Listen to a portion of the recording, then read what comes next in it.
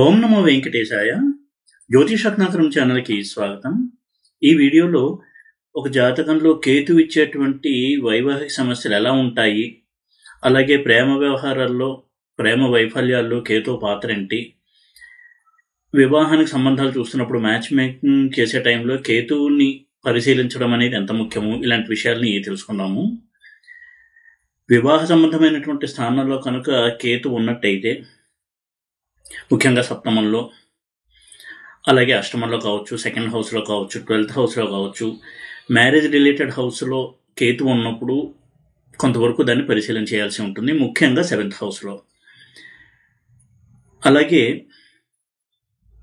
లవ్కి సంబంధించినటువంటి స్థానాల్లో 5th హౌస్, 11th హౌస్, ఇటువంటి స్థానాల్లో కేతు ఉన్నప్పుడు కూడా లవ్ మ్యారేజ్ అనేది ఎంతవరకు సక్సెస్ఫుల్గా ఉంటుంది, లవ్ అనేది మ్యారేజ్ దాకా వెళ్తుందా లేదా, మ్యారేజ్ అయిన తర్వాత వారి యొక్క లవ్ మ్యారేజ్ అనేది సక్సెస్ఫుల్గా ఉంటుందా లేదా, ఇలాంటి విషయాలని కూడా మనం అనలైజ్ చేయాల్సి ఉంటుంది కేతువు కనుక ప్రభావితం చేస్తున్నట్టయితే ఇటువంటి స్థానాల్ని. అలాగే మ్యాచ్ మేకింగ్ చేసేటువంటి సమయంలో కూడా 7th హౌస్లో కేతు, అలాగే లగ్నంలో కేతును కూడా మనం చూడాల్సి ఉంటుంది. ఎందుకంటే ఉదాహరణకి ఒక అమ్మాయికి మ్యాచ్ మేకింగ్ చూస్తున్నప్పుడు అబ్బాయి కనుక లగ్నంలో కేతువు ఉన్నట్టయితే ఆ కేతువు ఎటువంటి స్వభావాన్ని ఇస్తాడు ఆ అబ్బాయికి, ఇలాంటి విషయాన్ని కూడా కొంతవరకు మనం అనలైజ్ చేయాలి. అందుకే కేతు యొక్క స్వభావాన్ని కనుక మనం మొట్టమొదటిగా అర్థం చేసుకున్నట్టయితే ఏ విధమైనటువంటి మనస్తత్వం ఉంటుంది ఆ అమ్మాయికి కావచ్చు, అబ్బాయికి కావచ్చు, అటువంటి వ్యక్తితో లైఫ్ని లీడ్ చేయగలమా లేదా అనేది కొంతవరకు ఐడియా తెచ్చుకోవడానికి కేతు యొక్క లక్షణాలని అర్థం చేసుకోవడం అనేది చాలా హెల్ప్ అవుతుంది. కేతువు తీవ్ర గ్రహము, అంచనాలకు అందనటువంటి గ్రహం కేతువు. చాలా తీవ్రంగా ఫలితాలను ఇస్తాడు, సడన్గా ఇస్తాడు తన యొక్క ఫలితాలని, స్ట్రాంగ్గా ఇస్తాడు ఫలితాలని కేతువు. అలాగే అంచనాలకి ఊహలకి అందకుండా ఫలితాలను ఇచ్చే గ్రహం కేతువు.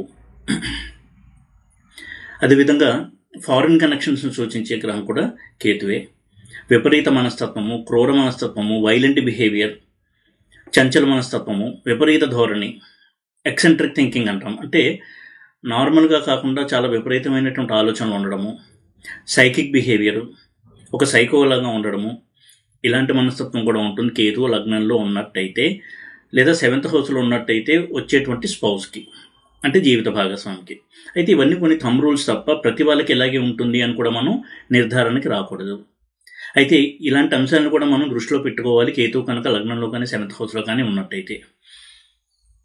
లగ్నంలో ఉన్నట్టయితే ఆ వ్యక్తికి ఉంటుంది, 7th హౌస్లో ఉన్నట్టయితే వచ్చేటువంటి జీవిత భాగస్వామికి అటువంటి లక్షణాలు ఉంటాయి అని మనం ఒక ఐడియా పెట్టుకోవడం మంచిది. అందుకే కేతువు 7th హౌస్లో ఉన్నప్పుడు చంద్రుడితో కనుక కలిసి ఉన్నట్టయితే, మనకారకుడైన చంద్రుడితో ఈ లక్షణాలు మరింతగా ఎక్కువగా మనకి కనిపిస్తూ ఉంటాయి, ప్రామినెంట్గా కనిపిస్తూ ఉంటాయి స్పష్టంగా. మూడ్ స్వింగ్స్ ఎక్కువ ఉండడము, స్కిజోఫ్రీనియా వంటి వ్యాధులతో బాధపడము, ఇటువంటి లక్షణాలు కూడా ఉంటాయి కేతువు కనుక చంద్రుడితో కలిసి ఉన్నట్టయితే. కేతువు చంద్రుడితో బుధుడితో ఎప్పుడు కలిసినా కానీ కొంత నిశ్చితంగా మనం పరిశీలన చేయాల్సి ఉంటుంది. మనస్తత్వము అలాగే ఆ వ్యక్తి యొక్క లక్షణాలని, వారి యొక్క బిహేవియర్ని మనం దృష్టిలో ఉంచుకుని. ఎందుకంటే ఎన్ని రాజయోగాలు ఉన్నా, ధనయోగాలు ఉన్నా, కేతువు కనుక మానసికపరమైనటువంటి సమస్యలు కనుక ఇస్తున్నట్టయితే కొంతవరకు ఆలోచించాలి, ముఖ్యంగా వివాహం చేసేటువంటి ఏ సమయంలో. ఈ విధంగా కేతువు 7th హౌస్లో ఉండడం అనేది కొంతవరకు మనం పరిశీలన చేయవలసినటువంటి ఒక ప్లేస్మెంట్ అది. సాధారణంగా కేతువు కనుక వివాహానికి సంబంధించినటువంటి స్థానాలని ప్రభావితం చేస్తుంటే ఎటువంటి మ్యారేజ్ అవుతుంది అని చూసినట్టయితే అన్కన్వెన్షనల్ మ్యారేజ్, అంటే సంప్రదాయానికి విరుద్ధంగా వివాహం జరగడము, కులాంతర వివాహము, మతాంతర వివాహము, వాటికి మించి ఫారిన్ వ్యక్తితో వివాహం జరగడము, అంటే కల్చరల్ డిఫరెన్స్ అనేది ఉంటుంది, వారి యొక్క ఆచార వ్యవహారాలకు పూర్తిగా భిన్నమైనటువంటి వ్యక్తిని వివాహం చేసుకోవడము, అలాగే కులాంతరము, మతాంతరము, ఫారిన్లో ఉండే వ్యక్తిని వివాహం చేసుకోవడం, ఇలాంటివన్నీ కూడా ఇస్తారు కేతువు 7th హౌస్లో ఉన్న మ్యారేజ్ సంబంధించినటువంటి కాంబినేషన్స్లో ఉన్న. అయితే ఎప్పుడు నేను చెప్పేటట్టుగా మ్యారేజ్ రిలేటెడ్ హౌస్లో కేతు ఉన్నప్పుడు, కేతు మహాదశ వచ్చినప్పుడే ఇటువంటి ఫలితాలు మనం చెప్పాల్సి ఉంటుంది. అంతే తప్ప ఉదాహరణకి 7th హౌస్లో కేతు ఉండి కేతు మహాదశ రాదు అనుకుంటే, లేదా లేట్ ఏజ్లో కేతు మహాదశ వస్తే మ్యారేజ్కి సంబంధించినటువంటి రిజల్ట్స్ ఉండేటువంటి అవకాశం ఉండదు. కాబట్టి 7th హౌస్లో మ్యారేజ్ రిలేటెడ్ హౌస్లో కేతు ఉండడం అనేది కొంతవరకు ప్రాబ్లమెటిక్ ప్లేస్మెంట్గా చూడాల్సి ఉంటుంది. కొన్ని సందర్భాల్లో తప్ప చాలా సందర్భాల్లో కేతు ప్రాబ్లమ్స్ని ఎక్కువగా ఇస్తాడు. వైలెంట్ బిహేవియర్ ఉంటుంది, ఎక్సెంట్రిక్ బిహేవియర్, చాలా తీవ్రంగా రియాక్ట్ అవ్వడము, చేయి చేసుకోవడము, చాలా త్వరగా కోపం రావడము, షార్ట్ టెంపర్ అనేది ఎక్కువగా ఉంటుంది. కేతు కనుక ప్రభావితం చేస్తూ ఉంటే ఆ వ్యక్తికి విపరీత మనస్తత్వం ఎక్కువగా ఉంటుంది.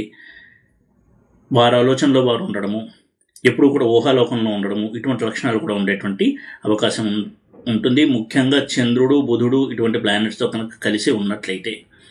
ఎందుకు ఈ ప్లానెట్స్తో ఉంటే ఇటువంటి స్వభావాన్ని మనం ఎక్స్పెక్ట్ చేయొచ్చు అని చూసినట్టయితే, చంద్రుడు మనకారకుడు, బుధుడు డెసిషన్ మేకింగ్కి, బుద్ధికి, అనలిటికల్ ఎబిలిటీస్ అంటే విచక్షణ జ్ఞానానికి సంబంధించినటువంటి ప్లానెట్ కాబట్టి అనాలిసిస్ చేయడము, డెసిషన్స్ తీసుకోవడము ఇటువంటి వాటిని రూల్ చేసే ప్లానెట్ బుధుడు కాబట్టి కేతువుతో ఉండడం అనేది కొంతవరకు మనం పరిశీలించాల్సినటువంటి అంశము.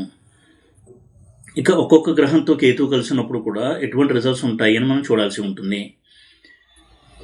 చంద్రుడితో కేతువు కలిసి ఉన్నప్పుడు 7th హౌస్లో వచ్చేటువంటి జీవిత భాగస్వామికి కోపం ఎక్కువగా ఉండడము, షార్ట్ టెంపర్ ఉండడము, మూడ్ స్వింగ్స్ ఎక్కువగా ఉండడము, చాలా తెలివైన వ్యక్తిగా ఉండడము, ఇంటలెక్చువల్ వ్యక్తి అవ్వడానికి అవకాశం ఎక్కువగా ఉంటుంది, మేధావిగా ఉంటారు.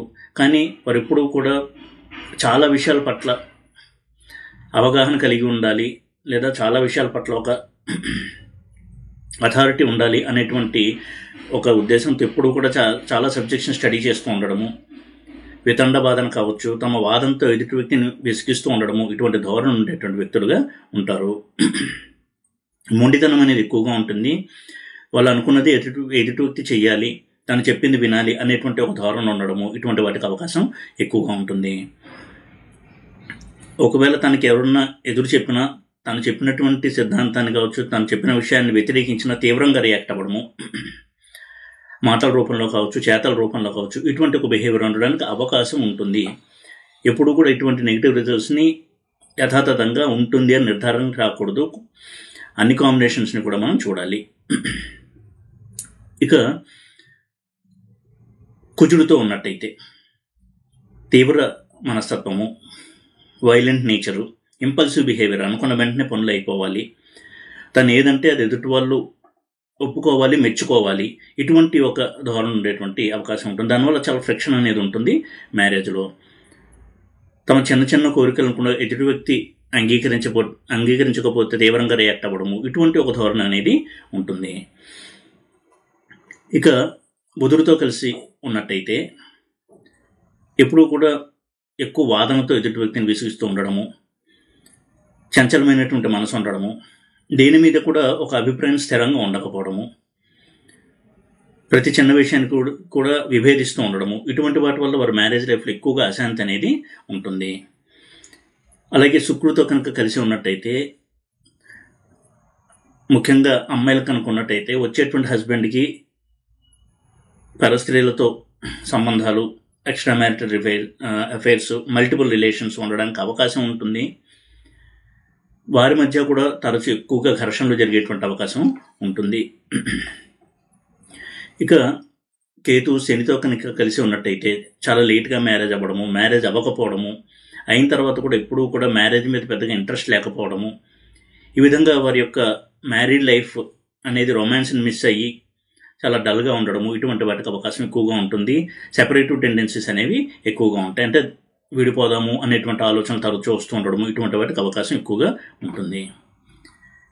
ఇక రవితో కనుక కలిసి ఉన్నట్టయితే డైవర్స్ అవ్వడానికి అవకాశం ఎక్కువగా ఉంటుంది. డామినేటింగ్ హస్బెండ్ రావడము, వాటి వల్ల అమ్మాయి కూడా డామినేటింగ్ వ్యక్తి రావడము, దీనివల్ల ఇద్దరి మధ్య కూడా ఎక్కువగా ఈగో ప్రాబ్లమ్స్తో, సెపరేటివ్ టెండెన్సీస్తో విడిపోవాలి అనేటువంటి నిర్ణయానికి రావడము, ఇటువంటి వాటికి అవకాశం ఉంటుంది. అయితే కేతు మహాదశ నడుస్తూ ఉన్నప్పుడే మనం ఇలాంటివి చెప్పాల్సి ఉంటుంది. ఇక గురువుతో కనుక కలిసి ఉన్నట్టయితే, ముఖ్యంగా అమ్మాయిలకు కనుక ఉన్నట్టయితే, గురుకేతువుల సప్తమంలో కొంత డామినేటింగ్ హస్బెండ్ రావడము, చాలా తెలివైన వ్యక్తి, ఉన్నత స్థానంలో ఉన్నటువంటి వ్యక్తి, విద్యావేత్త, ఉన్నత విద్యాభ్యాసం చేసినటువంటి వ్యక్తి భర్తగా వచ్చినప్పటికీ కూడా భర్త నుంచి డామినేషన్ ఎదుర్కోవడము, దానివల్ల మానసికంగా ఎక్కువగా స్ట్రెస్ ఫీల్ అవ్వడము, ఇటువంటి వాటికి అవకాశం ఎక్కువగా ఉంటుంది. అదేవిధంగా ప్రేమ వ్యవహారాల విషయంలో కూడా కేతు యొక్క పాత్రను మనం స్టడీ చేయాలి. 5th హౌస్లో 11th హౌస్లో శుక్రుడితో కలిసిన కేతువు, ఇటువంటి సందర్భాల్లో కేతు చాలా త్వరగా లవ్లోకి వెళ్ళేలా చేస్తాడు. కానీ ఒకసారి లవ్ రిలేషన్లోకి వెళ్ళిన తర్వాత తరచూ ఇద్దరి మధ్య ఘర్షణ, భిన్నాభిప్రాయాలు, తన యొక్క మొండి పట్టుదలతో ఎదుటి వ్యక్తిని విసిగించడము, ఇలాంటి వాటి వలన ఆ లవ్ అనేది మ్యారేజ్ దాకా వెళ్ళడానికి అవకాశం తక్కువగా ఉంటుంది. లవ్లో ఫ్రిక్షన్ అనేది ఎక్కువగా ఉంటుంది. ఒకవేళ 5th హౌస్ స్ట్రాంగ్గా ఉండి మ్యారేజ్ అయినా మ్యారేజ్ తర్వాత కూడా వీరిద్దరి మధ్య ఎటువంటి ధోరణి అనేది ఉండడానికి అవకాశం ఎక్కువగా ఉంటుంది. 7th లార్డ్ కనుక వీక్గా ఉన్నట్టయితే సెపరేట్ అవ్వడానికి కూడా అవకాశం ఉంటుంది, రవి యొక్క ప్రభావం కనుక ఉంటే. లవ్కి సంబంధించిన స్థానాల్లో లవ్కి సంబంధించినటువంటి ప్లానెట్స్తో కేతువు యొక్క సంబంధం అనేది ఎప్పుడూ కూడా ప్రాబ్లమేటిక్ రిజల్ట్స్ని ఎక్కువగా ఇస్తుంది. ఇక కేతువు ఏ సందర్భంలో హ్యాపీగా ఉంటాడు అని కనుక చూసినట్టయితే, గురు దృష్టి కనుక కేతువు మీద ఉన్నట్టయితే కేతువు చాలా పాజిటివ్గా ఉంటాడు. అలాగే గురువుతో కలిసిన కేతువు కూడా చాలా మటుకు పాజిటివ్గానే ఉంటాడు. ఇందాక చెప్పినటువంటి కాంబినేషన్స్లో గురు దృష్టి కనుక ఉన్నట్టయితే కేతువు మీద సక్సెస్ఫుల్ మ్యారీడ్ లైఫ్ ఉంటుంది. అలాగే లవ్ కూడా సక్సెస్ అయ్యి మ్యారేజ్ వైపు వెళ్తుంది. మ్యారీడ్ లైఫ్ కూడా హ్యాపీగా ఉండడానికి అవకాశం ఉంటుంది. గురువుతో కలిసి ఉండడం కంటే కూడా గురువు యొక్క దృష్టి అనేది కేతువుకి చాలా పాజిటివిటీని పెంచుతుంది. అదేవిధంగా కేతువు ఉన్నటువంటి రాశి యొక్క అధిపతి, ఆ రాశి అధిపతి పాజిటివ్ అండ్ స్ట్రాంగ్గా ఉన్నప్పుడు కూడా కేతు మంచి రిజల్ట్స్ ఇస్తాడు. అలాగే యోగ కారకుడితో కలిసిన కేతువు శుభ ఫలితాలను ఇస్తాడు. జెమినీ సిస్టంలో యోగదాగ్రహమైనటువంటి కేతువు కూడా పాజిటివ్ రిజల్ట్స్ ఇవ్వడానికి అవకాశం ఎక్కువగా ఉంటుంది. కాబట్టి చాలా కొన్ని పరిస్థితుల్లోనే కేతువు శుభుడుగా ఉంటాడు. చాలా మటుకు పరిస్థితుల్లో నెగిటివ్ రిజల్ట్స్ ఇవ్వడానికే అవకాశం ఎక్కువ ఉంటుంది కేతు మహాదశలో. కాబట్టి కేతువు యొక్క దశని అర్థం చేసుకోవడము అనేది చాలా చాలా ముఖ్యమైనటువంటి అంశము. అయితే కేతు ఇలాగ ప్రాబ్లమెటిక్ కాంబినేషన్స్లో ప్లేస్మెంట్స్లో ఉన్నప్పుడు రెమెడీస్ ఏంటి అని కనుక చూసినట్టయితే, ఈ రెమెడీస్ కనుక చేసుకుంటూ ఉన్నట్టయితే చాలా మటుకు కొంతవరకు పాజిటివ్ వైబ్రేషన్స్ రావడము, మనస్తత్వంలో కొన్ని పాజిటివ్ చేంజెస్ రావడము, యాటిట్యూడ్ చేంజెస్ రావడము, ఇటువంటి వాటికి అవకాశం ఎక్కువగా ఉంటుంది. దానివల్ల మ్యారేజ్లో కావచ్చు, లవ్లో కావచ్చు, ఫ్రిక్షన్ అనేది తగ్గడము, ఇటువంటి వాటికి అవకాశం ఉంటుంది. ముఖ్యంగా గణపతి ఆరాధన, ఆంజనేయ స్వామి ఆరాధన, దుర్గా ఆరాధన, ఇవన్నీ కూడా కేతువుకి చాలా బాగా పనిచేసేటువంటి రెమెడీస్గా చేసుకోవచ్చు. అదేవిధంగా నాన్ వెజ్ని పూర్తిగా మానేయడము,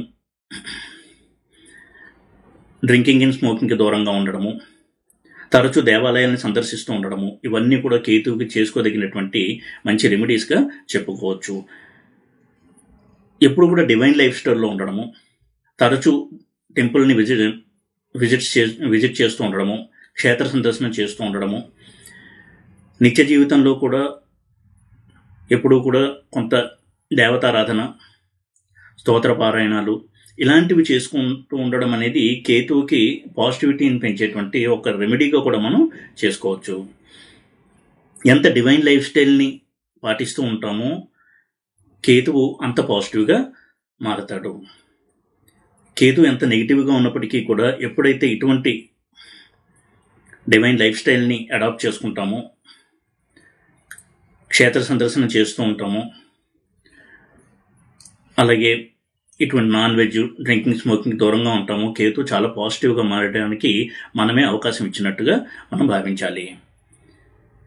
అలా లేని పక్షంలో కేతువు గురు దృష్టి లేకుండా, గురువుతో సంబంధం లేకుండా 7th హౌస్లో కావచ్చు, వేరే హౌసెస్లో ఉన్నప్పుడు కేతు మహాదశ నడుస్తూ ఉన్నట్టయితే కొంతవరకు అన్కంఫర్టబుల్ రిజల్ట్స్, చాలా ఇబ్బందికరమైనటువంటి ఫలితాలని, తీవ్ర ఫలితాలని ఇవ్వడానికే అవకాశం ఎక్కువగా ఉంటుంది. ముఖ్యంగా మ్యారేజ్ రిలేటెడ్ హౌస్లో ఉన్నప్పుడు ఘర్షణ వైఖరి, విడిపోదామన్నటువంటి ఆలోచన, ఇద్దరి మధ్య తరచూ కొట్లాటలు, ఇవన్నీ కూడా జరుగుతూ ఉండేటువంటి అవకాశం ఉంటుంది. కాబట్టి కేతు మహాదశని ఎప్పుడూ కూడా మనం కొంత నిశితంగా పరిశీలించి కేతువుకి రెమెడీస్ చేసుకుంటూ, ఇందాక చెప్పినట్టుగా డివైన్ లైఫ్ స్టైల్ని ప్రాక్టీస్ చేస్తూ ఉన్నట్టయితే చాలా మటుకు కేతు పాజిటివిటీని పెంచి నెగిటివిటీని తగ్గించుకుంటాడు. కాబట్టి కేతు కనుక 7th హౌస్లో ఇతర మ్యారేజ్ రిలేటెడ్ హౌస్లో ఉన్నప్పుడు తప్పకుండా అనాలిసిస్ అనేది చేసుకోవాలి. అలాగే మ్యాచ్ మేకింగ్ చేసే టైంలో కూడా కేతు యొక్క ఇంపాక్ట్ని మనం అర్థం చేసుకున్న తర్వాతే డెసిషన్ తీసుకోవడం అనేది మంచిది. ఈ వీడియో కనుక మీకు నచ్చినట్టయితే లైక్ చేసి, షేర్ చేసి, సబ్స్క్రైబ్ చేయండి. ఓం నమో వెంకటేశాయ.